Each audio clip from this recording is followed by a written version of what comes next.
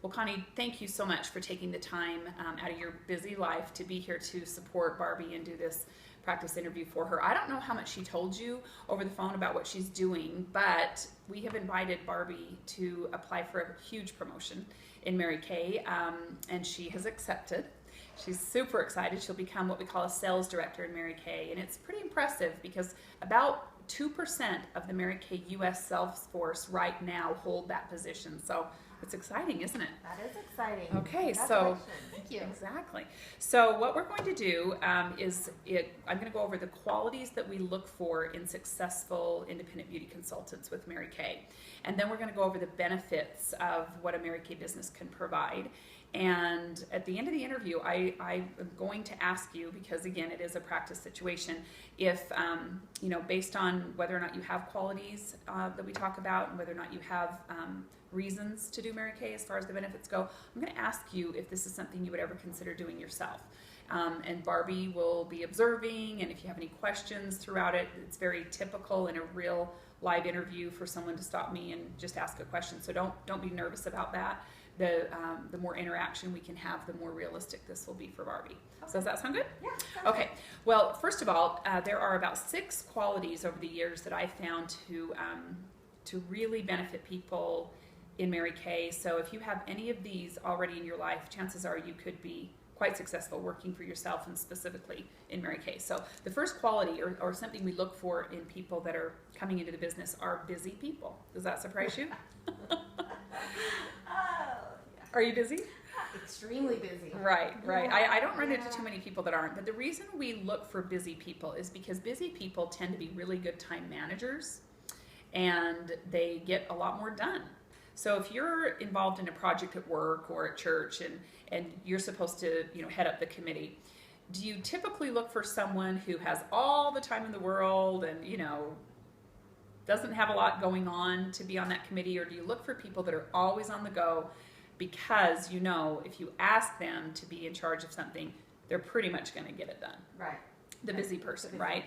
Okay, so typically the busier you are, not only the more you get done, but the more people you know. You're out and about, you're around people, and so that just benefits your business as well. So that's a typical, extremely good quality to have.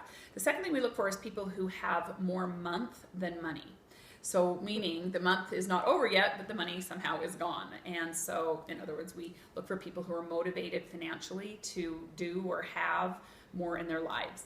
And when you're working for yourself, and oftentimes it's a second or third part-time job for you, sometimes it's easy to put it on the back burner, but people who are highly motivated, let's say to buy a new home or put their kid, save money for a college education for their children or put braces on their kids' teeth. There's a financial sum of money they're looking to save, and Mary Kay can be the vehicle to make that happen. So they tend to be more consistent with their business if they have a financial goal. Does that make sense? Yeah. Okay. Yeah, totally makes sense. Third thing we're looking for is people who are not the sales type. Now that might be kind of obvious because women generally love to shop, but we hate to be sold, right? Right. And so if I walk into a clothing store and by the time I get from the front of the store to the back of the store, 7 people have asked me if they can help me, or they're, shoving things in my face. Try this on. It's that to me feels aggressive and pushy. And oftentimes I'll just leave the store because it's uncomfortable. Yeah, I do the same thing. Do you? Yeah. So if you're, I know what I'm looking for. Right. And even at a Mary Kay skincare class, if you're really trying to push product on people and sell to people, they're going to back off. And they may purchase from you that day just to get away from you, but chances are they're never going to take your phone call for a reorder. So we work really hard to make sure that people are not pushy and aggressive, or typically the sales type. So that's a good quality to not be the sales type. Yeah. The fourth thing we look for is, and this is strange, but it was my biggest concern prior to starting my Mary Kay business, and we look for people that actually don't necessarily know a lot of other people. Now, if you do, that's not a bad thing, but the number one concern I hear of people considering a business is, I just don't know a lot of people. I don't know who I would sell to. So really, we know that nobody gets rich off family and friends, right? typically they want to know, what's my discount, what's for free. And so a good example that I heard recently was, let's say there's a brain surgeon that tries to start his practice with just friends and family, or a heart surgeon. Okay, how long would that last? You go to a family dinner and, hey, bypasses are on half price this week, anybody want one? So it just goes hilarious. to, isn't that funny? You need a new brain. Exactly. Oh, Anyone yes. got some brain surgery this weekend? So nobody, dentists, doctors, people that start retail businesses, nobody does it with just their immediate circle of influence. And I'm going to open this clothing store and I'm only going to sell to people I know. That just doesn't even make sense. So truly, the fewer people the faster you are working with people you don't know. And it seems to be a little more comfortable to do business with people who you don't know a lot about their financial situation, right? Or you don't feel like, they're buying from me just because they're friends and family. So we actually, part of your training early on is to teach you how to network through a few people you know. So for example, when I started with 5 people that I knew, 2 neighbors, 2 really close girlfriends, and 1 sister-in-law. So when I started, part of my very first training was I was given scripts, which I loved. They were, word for word what to say when I asked someone if they would help me start my business by letting me borrow their face to practice with, and if they could bring 5 or 6 people with them to their appointment that I didn't know.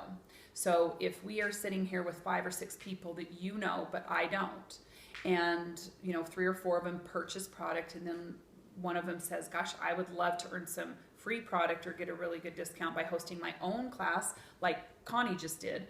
Well, that's great, because I don't even know this gal. You brought her specifically because I said bring people that I've never met. So you bring friends from work or from church or whatnot.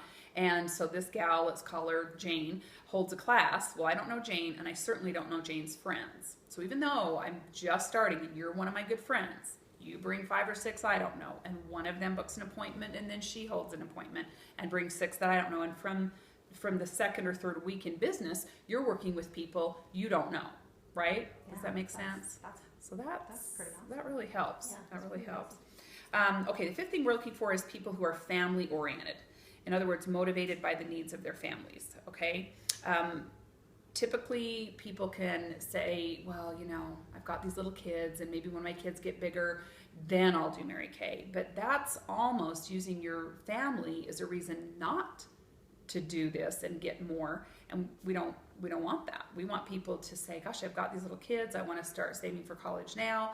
And they use their family as a reason for doing even better in their business. So if you're family oriented, you can think of some things that your family, even your parents, I work with a lot of single women who aren't married, who don't have children, but they love to take their parents on a vacation to Hawaii and surprise them, or a special aunt or uncle or cousin or best friend. So, motivated by the needs of your family or close friends is another thing that generally makes people be real consistent with their business. Okay.